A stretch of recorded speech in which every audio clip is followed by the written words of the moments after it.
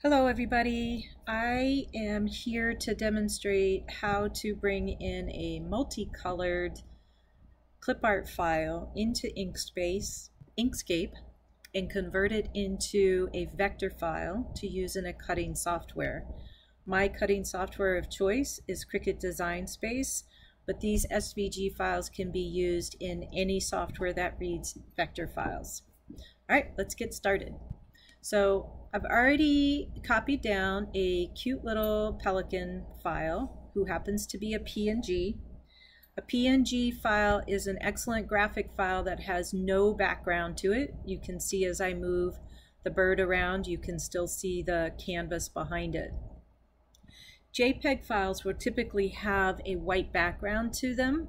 So when you're searching for cool stock images, try to focus on PNG files. They come into the system better. So I'm going to get right to it. You don't really need to resize this or do anything to it if you want. This will work just as it is. Now, I do, because it's my preference, like to change my size measurements to inches. Just works better for my brain. Now this will be 10 inches wide by 9 inches high, which is totally fine. Once it's vector, you can totally change these around and scale them around easily. So in order to do this conversion, I'm going to go to Path and Trace Bitmap. Because it's multiple colors, I want multiple scans, so I'm going to click on the multiple scans. I'm going to choose colors from the menu option. I always choose smooth, stack, and remove background by just habit.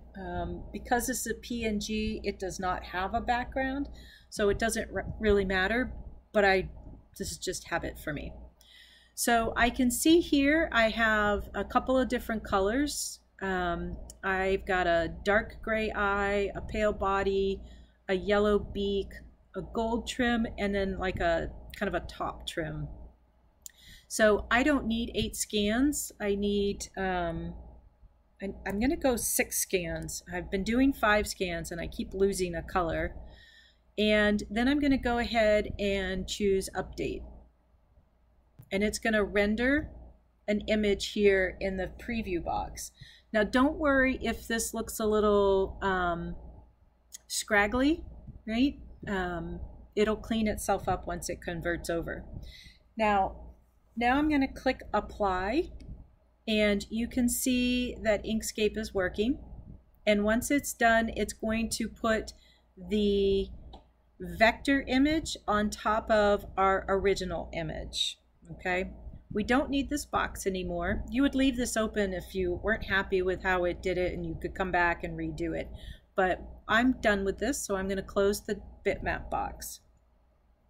And you can see here that it looks just like our previous image. But I'm going to drag this guy out of the way. And you can see that there is some color differentiation between the vector bird and our PNG bird. And that's okay for this purposes. We can always recolor these later. So I don't need the PNG file anymore, and I actually don't want it saved as part of the SVG project because Cricut won't care about this. And so you're asking, Kenna, how do you know which one's which? Like I said, from experience, I know that Inkscape puts the vector image on top, but if I wanted to be sure, I could come over here and select the Edit Path by Nodes icon, and when I hover over it, you can see that it's highlighting everything in red, and that shows me that this is the vector file now. If I go over and I select the other bird, you can see it doesn't do anything around all of the different outlines. And so that to me shows me which one's which.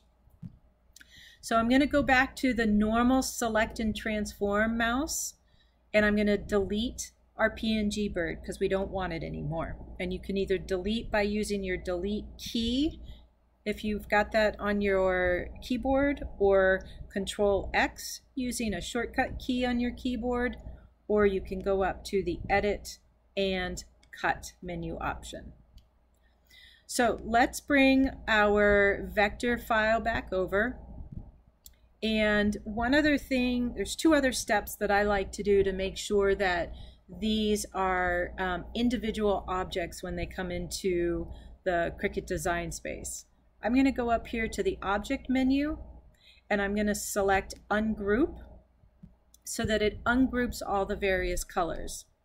And I'll show you here, right? We've got this color and we've got this color and we've got this color and we've got that color, right?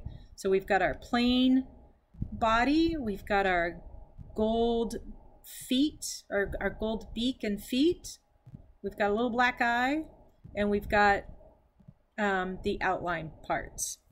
So I need these to be together when it exports and converts into Design Space. I separated these so you could see the different colors.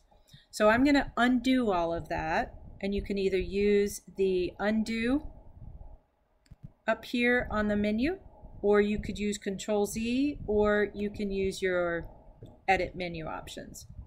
So now that he's all back together again, I'm going to do Control-A, and I always do select the object to path. This is a way that Inkscape uses that object to path to sort of clean up all your object nodes for a cleaner cut. And then I'm going to go ahead and group him back up and do File, Save As. I always save everything to my desktop when I'm on my Surface Pro. And I'm going to name this guy Simple Pelican. You do not have to change the type if you're trying to convert to SVG files. Just leave it as the Inkscape SVG and click Save. Now that that's saved, we're going to go over to Cricut Design Space. We're going to choose Upload. We're going to choose Upload Image, Browse.